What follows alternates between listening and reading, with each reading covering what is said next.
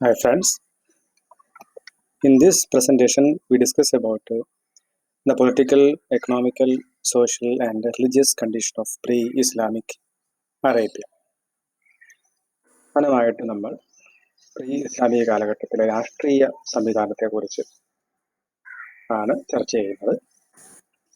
നമുക്ക് എല്ലാവർക്കും അറിയാവുന്നതുപോലെ തന്നെ ട്രൈബലിസമാണ് അവിടെ നിലനിന്നിരുന്ന അല്ലെങ്കിൽ ഗോത്ര വ്യവസ്ഥതയായിരുന്നു അവിടെ ഉണ്ടായിരുന്ന ഒരു രാഷ്ട്രീയ സംവിധാനം എന്ന് പറയുന്നത്. അവിടെ ഒരു തരത്തിലുള്ള ഒരു സ്റ്റേറ്റ് എന്ന് പറയുന്ന ആധുനിക രീതിയിലുള്ള ഒരു സ്റ്റേറ്റിന്റെ അവസ്ഥയോ അങ്ങനെ ഒരു ഭരണാധികാരികളോ ഒന്നും ഉണ്ടായിരുന്നില്ല. പകരമുള്ളത് ഓരോ ട്രൈബിന്റെ ചീഫ് ആയിട്ടുള്ള ഷേഖ് അവരാണ് കാര്യങ്ങൾ തീരുമാനിച്ചിരുന്നത് തന്നെ. ഇപ്പോൾ ഒരു റിട്ടൺ ആയിട്ടുള്ള ഒരു ഡോക്യുമെന്റുകളോ ഒരു കോൺസ്റ്റിറ്റ്യൂഷൻ പോലെ പറയുന്ന സംഭവങ്ങളോ അങ്ങനെ ലിഖിതമായ ഭരണഘടനയോ അങ്ങനത്തെ നിയമവ്യവസ്ഥയോ ഒന്നും ഉണ്ടായിരുന്നില്ല. നേരത്തെ തന്നെ ഉണ്ടായിരുന്ന ആചാരങ്ങളോ വഴക്കങ്ങളോ എന്നൊക്കെ നമ്മൾ പറയുന്ന തരത്തിലേക്കുള്ള പ്രീ ഇസ്ലാമിക കാലഘട്ടത്തിൽ ഉണ്ടായിട്ടുള്ള ഗോത്ര സംബന്ധമായിട്ടുള്ള ആചാരങ്ങൾ അതുമായിട്ട് ബന്ധപ്പെട്ടുള്ള പ്രവർത്തനങ്ങൾ മാത്രമായിരുന്നു അവിടെ ഉണ്ടായിരുന്നത് തന്നെ. ട്രൈബൽ ചീഫ്സ് ആയിരുന്നു ഇവിടുത്തെ ഏറ്റവും പ്രധാനപ്പെട്ട ഒരു ഭരണാധികാരി എന്ന് വേണമെങ്കിൽ നമുക്ക് പറയാൻ കഴിയുന്നത്. അപ്പൊ അതുകൊണ്ട് അവിടെ തന്നെ ഒരു പോലീസോ അല്ലെങ്കിൽ ജഡ്ജോ അങ്ങനെ നമ്മൾ ഇന്ന് കാണുന്ന തരത്തിലേക്കുള്ള കോർട്ട് അങ്ങനെയുള്ള സാധനങ്ങളൊന്നും ഒരു സംഭവങ്ങളും ഇല്ല.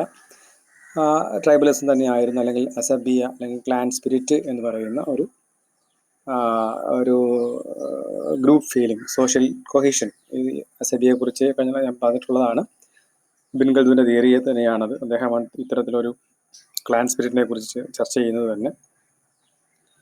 അവര് തൻ്റെ ഗോത്രത്തിലുള്ള ഒരാൾ അയാൾ തെറ്റ് ചെയ്താൽ പോലും അയാളെ സപ്പോർട്ട് ചെയ്യുന്ന തരത്തിലേക്കുള്ള രീതിയിൽ ഒരു ട്രൈബിന് വേണ്ടി നിലകൊള്ളുന്ന ഒരു സ്വഭാവം, മൈറ്റീസ് റൈറ്റ് എന്ന് പറയുന്നുണ്ട്, കയ്യൂക്കുള്ളവൻ കാര്യക്കാരെന്ന് പറയുന്നത് പോലെയുള്ള ഒരു രീതിയായിരുന്നു. ഈ ട്രൈബുകൾ തമ്മിൽ ഇഷ്ടംപോലെ യുദ്ധങ്ങൾ ഉണ്ടാകുന്ന ഒരു സാഹചര്യവും ഉണ്ടായിരുന്നു. Tribal war, Inter-tribal war between these tribes. ചെറിയ ചെറിയ കാരണങ്ങൾ മതിയായിരിക്കും വർഷങ്ങളോളം നീണ്ടു നിൽക്കുന്ന യുദ്ധങ്ങൾ ഉണ്ടായിട്ടുണ്ട്. ഇപ്പോൾ ഒരു ഷീ ക്യാമലിന്റെ ആയിട്ട് ബന്ധപ്പെട്ടുകൊണ്ടുള്ള പ്രശ്നങ്ങൾ വെച്ചുകൊണ്ട് രണ്ട് ഗോത്രങ്ങൾ തമ്മിൽ ഉണ്ടായിട്ടുള്ള യുദ്ധം അത് 40 വർഷത്തോളം നീണ്ടു വന്നു. ബനു തക്ലിഫ്, ബനു ബക്കർ പോലെ രണ്ട് ട്രൈബുകൾ തമ്മിൽ ഉണ്ടായ ഒരു യുദ്ധം അത്ര കാലം നീണ്ടു നിന്ന സംഭവങ്ങളാണ്. അപ്പോൾ ഈ ഒരു വാർഫെയറിൽ അല്ലെങ്കിൽ അറബ് സൊസൈറ്റിയുടെ ഏറ്റവും വലിയൊരു സ്വഭാവമായിട്ട് അല്ലെങ്കിൽ ഒരു രാഷ്ട്രീയ സ്വഭാവം തന്നെയാണ്, അല്ലെങ്കിൽ അവിടെ ഉണ്ടായ രാഷ്ട്രീയ വ്യവസ്ഥ എന്ന് പറയുന്നത് ഈ തരത്തിലുള്ള മൈറ്റീസ് റൈറ്റ്. എല്ലാ കാര്യങ്ങൾക്കും തീരുമാനം എടുക്കുന്നത് വാളിലൂടെയാണ് അല്ലെങ്കിൽ യുദ്ധത്തിലൂടെയാണ്. യുദ്ധം ചെയ്തു തന്നെയായിരുന്നു അവർ കാര്യങ്ങൾക്ക് തീരുമാനം അല്ലെങ്കിൽ ഒരു വ്യവസ്ഥിതിയായിട്ട് അവർ കൊണ്ടുപോയിക്കൊണ്ടിരുന്നത്. അത് അതിന്റെ ഡീറ്റെയിൽസ് എല്ലാം ഈ പറയുന്നുണ്ട്. എന്ന് പറയുന്ന ഒരു ചരിത്രകാരൻ അത് മംഗോളിയത്തൊക്കെ എഴുതിയിട്ടുണ്ട്. അത് അതിനെക്കുറിച്ച് പറയുന്നത്, the century before the rise of Islam, the tribes dissipated all their energies in tribal guerrilla fighting, all against all. That is in the work of classical Islam, a history. 600 മുതൽ 1288 വരെയുള്ള ഒരു കാലഘട്ടത്തെക്കുറിച്ച് ഉള്ള ചരിത്രം എഴുതിയ ആ പുസ്തകത്തിൽ കൃത്യമായിട്ട് പറയുന്നതാണ് ഈ ഒരു ഇന്റർ ട്രൈബൽ കോൺഫ്ലിക്ട്സ്. ഈ ട്രൈബൽ വാർ ആയിരുന്നു ഈ അറബ്സിനെ സംബന്ധിച്ച് ഒരു പ്രീ ഇസ്ലാമിക കാലഘട്ടത്തിൽ ചെയ്തുകൊണ്ടിരുന്ന അത് അവരുടെ ഒരു എനർജി വേസ്റ്റ് തന്നെയായിരുന്നു എന്നാണ് പറയുന്നത്. അപ്പോൾ ശരിക്കും രാഷ്ട്രീയ സംവിധാനം എന്ന് പറയുന്നത് ഈ ട്രൈബൽ ഓറിയന്റഡ് ആയിട്ടുള്ള ട്രൈബലിസത്തിന്റെ ഭാഗമായിട്ടുള്ള അവരുടെ യുദ്ധങ്ങളും അവരുടെ സംഘർഷങ്ങളും പാസ്റ്റിംഗ് ഫീൽഡിന് വേണ്ടിയുള്ള യുദ്ധങ്ങൾ, അത് വർഷങ്ങളോളം നീണ്ടു നിൽക്കുന്ന ഈ യുദ്ധങ്ങളായിരുന്നു ഇവിടെ ഒരു പ്രധാനമായിട്ടുണ്ടായിരുന്ന ഒരു രാഷ്ട്രീയ വ്യവസ്ഥത എന്ന് വേണമെങ്കിൽ നമുക്ക് പറയാം. ക്ലാനിസം ഉണ്ടായിരുന്നു, ക്ലാൻ എന്നുണ്ടായിരുന്നു, അല്ലെങ്കിൽ ഷെയ്ഖ് അല്ലെങ്കിൽ ഒരു ഗോത്ര തലവന്മാരായിരുന്നു കാര്യങ്ങൾ തീരുമാനിച്ചിരുന്നത്. The population of Arabia consisted of divisions, sedentary and nomadic. Hijaz and South Arabia were dotted with many small and few large towns. The rest of the country had a floating population composed of Bedouins. ഇങ്ങനെ ബാക്കിയെല്ലാ സ്ഥലം, ഹിജാസ് അല്ലെങ്കിൽ south Arabia വെച്ചിട്ട് ബാക്കി എല്ലാ സ്ഥലങ്ങളിലുള്ള ആളുകൾ nomads ആയിരുന്നു, വാണ്ടൻ ടൈപ്സ് ആയിരുന്നു, അല്ലെങ്കിൽ ബെദൂൻ എന്ന് പറയും. അവർ ഇങ്ങനെ കാരവൻ ജേണി ആയിട്ട് പാസ്റ്റിംഗ് ഫീൽഡും അന്വേഷിച്ചുകൊണ്ടിങ്ങനെ ഒരു പാസ്റ്റിംഗ് ഫീൽഡിൽ നിന്ന് മറ്റൊരു പാസ്റ്റിംഗ് ഫീൽഡിലേക്ക് സഞ്ചരിച്ച് അവിടെ തന്നെ സ്ഥിരതാമസമല്ലാത്ത ജിപ്സികളെ പോലെ ജീവിക്കുന്ന ഒരു സമൂഹവും, എന്നാൽ അഗ്രികൾച്ചർ ലാൻഡ് ആയിട്ടുള്ള സൗത്ത് അറേബ്യയിൽ ഹിജാസിലൊക്കെ ചേർന്നിട്ടുള്ള ആ ഭാഗത്തൊക്കെയുള്ള സെറ്റിൽഡ് ഫോക്കും നമുക്ക് ഈ അറേബ്യയിൽ കാണാൻ കഴിയുന്നുണ്ട്. പോപ്പുലേഷൻ പ്രധാനപ്പെട്ട സാമ്പത്തിക വ്യവസ്ഥിതി എങ്ങനെയായിരുന്നു ഉള്ളതാണ്. Economically the Jews were the leaders of Arabia.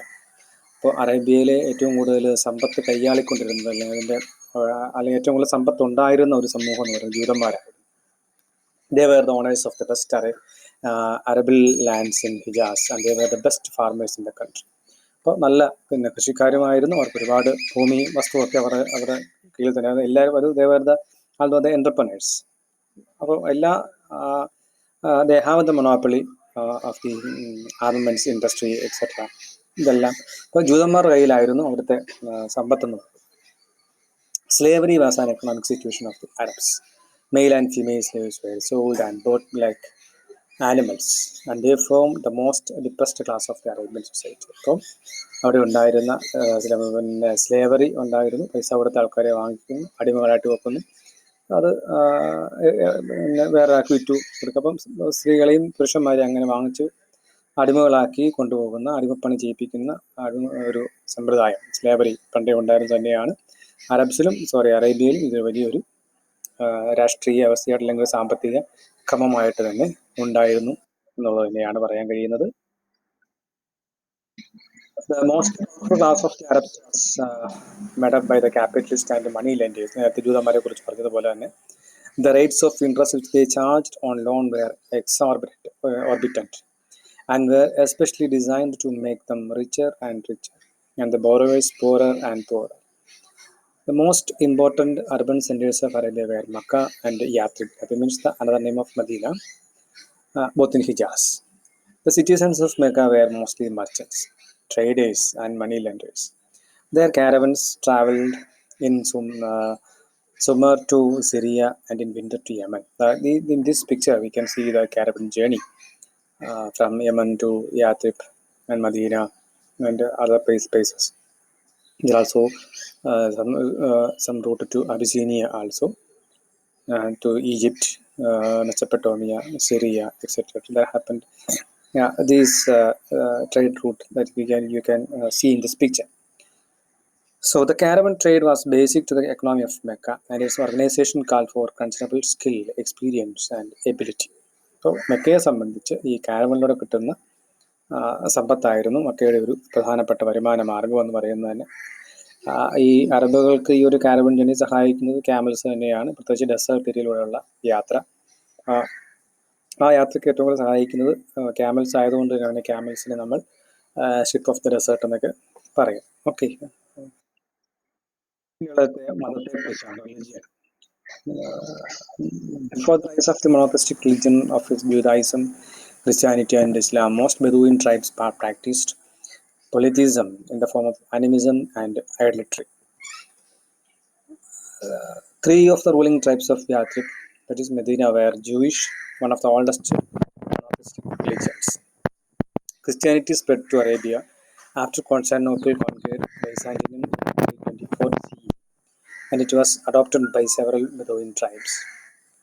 Poetry was a large part of tribal culture and communication. It was often used as propaganda against other tribes. അപ്പോൾ പ്രധാനമായിട്ടും റിലിജിയനെ കുറിച്ച് പറയുകയാണെന്നുണ്ടെങ്കിൽ അവിടെ ജൂതമതം ഉണ്ടായിരുന്നു, ക്രിസ്തുമതം ഉണ്ടായിരുന്നു.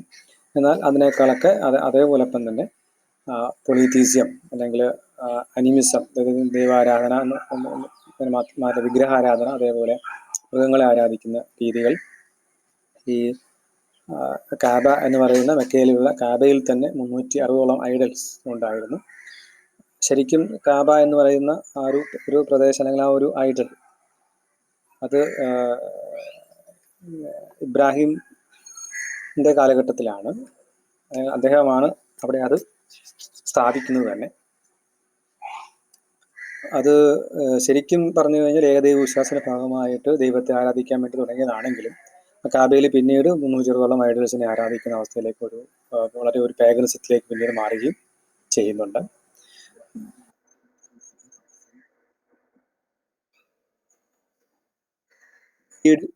In the Arabian history which preceded the birth of Islam is known as the times of ignorance. Judging by the beliefs and practices of the pagan Arabs, it appears that it was a most appropriate name. The Arabs were the devotees of a variety of religions which can be classified into the following categories. അപ്പോൾ അതുകൊണ്ട് നമുക്ക് പരിശോധിച്ച് കഴിഞ്ഞാൽ സ്വാഭാവികമായിട്ടും ജൂതമതമുണ്ട്, ക്രിസ്തുമതമുണ്ട്, അതേപോലെ paganism, പിന്നെ നിരീശ്വരവാദവും ഉണ്ടായിരുന്നു. എന്നാൽ ഏകദൈവ വിശ്വാസങ്ങളും ഉണ്ടായിട്ടുണ്ട്. അങ്ങനെ പലതരത്തിലുള്ള വിശ്വാസ രീതികളൊക്കെ ഉള്ള ഉണ്ടായിരുന്നു.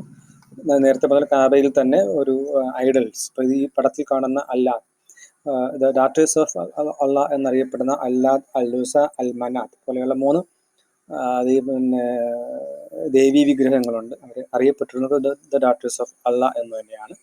അതിൽ ഒന്നിൻ്റെ ഒരു പിന്നെ ശില്പമാണ് നമ്മൾ പടത്തിൽ കൊടുത്തിരിക്കുന്നത്. The idol worshippers or polytheists, most of the Arabs were idolaters. They worshipped numerous idols, and each tribe had its own idol or idols of petitions. They had turned the Kaaba in Mecca, which according to tradition had been built by the Prophet Abraham and his son Ismail, and was dedicated by them to the service of one god, the heathen pantheon housing 360 idols of stone and wood. I already told you that what happened to Kaaba by this pagan idols. Also, atheist. The truth was composed of the materialistic and believed that the world was eternal. പിന്നെയുള്ളത് സിന്ധിക്സ്. They were influenced by the Persian doctrine of dualism in nature. They believed that there were 2 gods representing the twin forces of good and evil, or light and darkness, and both were locked up in an unending struggle for supremacy. And another one is Sabines. They worship the star. നക്ഷത്രങ്ങൾ ആരാധിക്കുന്ന, സൂര്യനെ ആരാധിക്കുന്ന പോലെ തന്നെ നക്ഷത്രങ്ങൾ ആരാധിക്കുന്ന ആൾക്കാരുണ്ടായിരുന്നു. പിന്നെയുള്ള ജൂതന്മാരാണ്. When the Romans destroyed Jerusalem in AD 70 and drove the Jews out of Palestine and Syria, many of them found new homes in Hijaz in Arabia under their influence. Many Arabs also became converted to Judaism. Their strong centers were the towns of Yathrib, Khaybar, Fadak and ഉമ്മൽഖുറ. ഈ സ്ഥലങ്ങളിലൊക്കെ തന്നെ ജൂതന്മാരുടെ ഒരു കേന്ദ്രം തന്നെയായിരുന്നു. AD 70 കാലഘട്ടത്തിൽ ജെറുസലേമിൽ നിന്നും ജെറുസലേം റോമൻസ് ആക്രമിച്ച് കീഴ്പ്പെടുത്തുമ്പോൾ അവിടെ നിന്ന് രക്ഷപ്പെട്ടു വരുന്ന ആളുകൾ പലായനം ചെയ്തു വരുന്നത് സിറിയയിലും അവിടെ നിന്നൊക്കെ മാറി ഹിജാസിലേക്കാണ് വരുന്നത്. അവിടെ വരികയും അവർ അറബ്സിനെ തന്നെ, കുറേ അറബ്സിനെ, ട്രൈബുകളെയൊക്കെ തന്നെ ജൂതമതത്തിലേക്ക് കൊണ്ടുപോവുകയും പരിവർത്തനം ചെയ്യിക്കുകയും ചെയ്യുന്നുണ്ട്. പിന്നെയുള്ളത് ക്രിസ്ത്യാനിറ്റിയാണ്. Christians, North Arabian tribe of Ghazan to Christianity. Some clans of Ghazan had migrated to and had settled in Hijaz. ഇപ്പോൾ ഹിജാസിലുള്ള സെറ്റിൽഡ് ഫോർട്ടിൽ തന്നെ കുറേ ആളുകളെ, കുറേ ട്രൈബുകൾ ക്രിസ്തുമതം സ്വീകരിച്ചിട്ടുണ്ട്. In the south, there were many Christians in Yemen, where the creed was originally brought by the Ethiopian invaders. Their strong center was the town of Najran.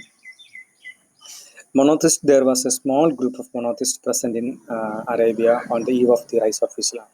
Its members did not worship idols, and they were the followers of Prophet Abraham, the members of the families of Muhammad, the future prophet, and Ali ibn Abi Talib, the future caliph, and most members of their clan, the Banu Hashim, belonged to this group.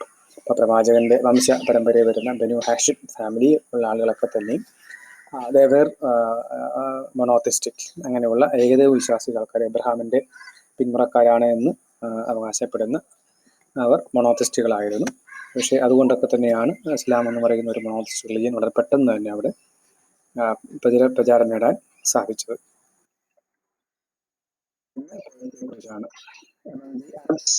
There were extremely few individuals who could read and write. Most of them were not very eager to learn these arts. Some historians are of the opinion that the culture of the period was almost entirely oral. അപ്പോൾ ഞാൻ പറഞ്ഞതുപോലെ തന്നെ എല്ലാ സംഭവങ്ങളും എഴുതി വെക്കുന്ന പരിപാടി, എഴുത്ത് പരിപാടിയൊന്നുമില്ല, എല്ലാം മെമ്മറൈസ് ചെയ്യുക എന്നുള്ള ഒരു രീതിയാണുള്ളത്. ഇപ്പോൾ കവിത തന്നെ ആയാലും കവിതകളൊക്കെ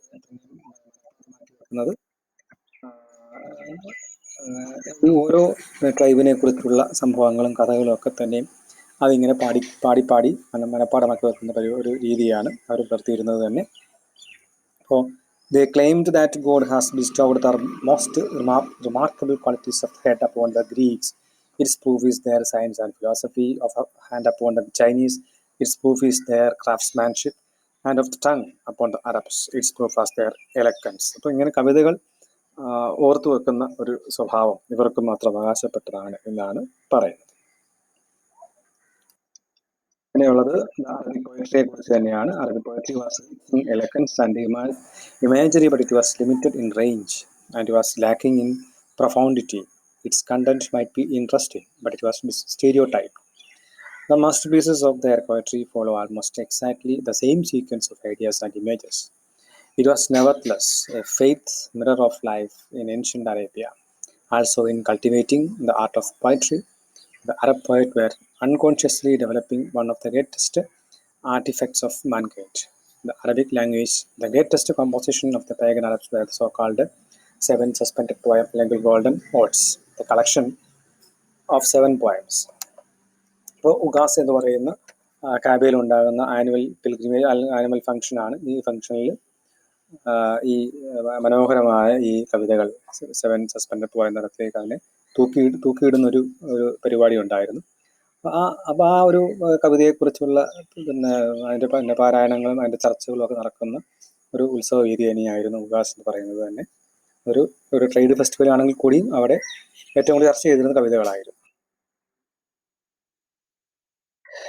ഒരു മാറ്റം അല്ലെങ്കിൽ ഈ ഒരു പേഗനിസത്തിൽ നിന്നും ഒരു ഇസ്ലാമിക ലെവലിലേക്ക് മാറുന്നത് പ്രവാചകം വന്നതിന് ശേഷമാണ്, അല്ലെങ്കിൽ ഇസ്ലാമിൻ്റെ ആവിർഭാവത്തിന് ശേഷമാണ്. മാർഗുലിയത്തിൻ്റെ അഭിപ്രായത്തിൽ Arabia would have remained pagan had there been a man in Mecca who could strike a blow, who would act, but many as were Muhammad's ill-wishers. There was not one of them who had this sort of courage, and has been. There was no magistracy by which he could be tried. And in his book Muhammad and the Rise of Islam, and also George Bernard Shaw പ്രവാചകനെ കുറിച്ച് പറയുന്ന ഒരു വാചകമാണ് നമ്മുടെ ഈ സ്ലൈഡിൽ കൊടുത്തിരിക്കുന്നത്.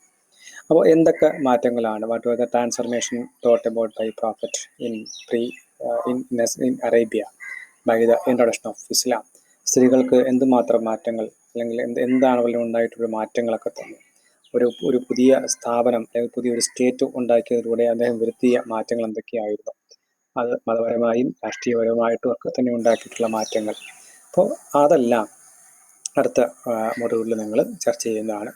Prophet in Mecca, prophet at Medina and the teaching of prophet Muhammad. ഈ 3 മൊഡ്യൂളാണ് അടുത്ത കാത്തെടുക്കാൻ പോകുന്നത്.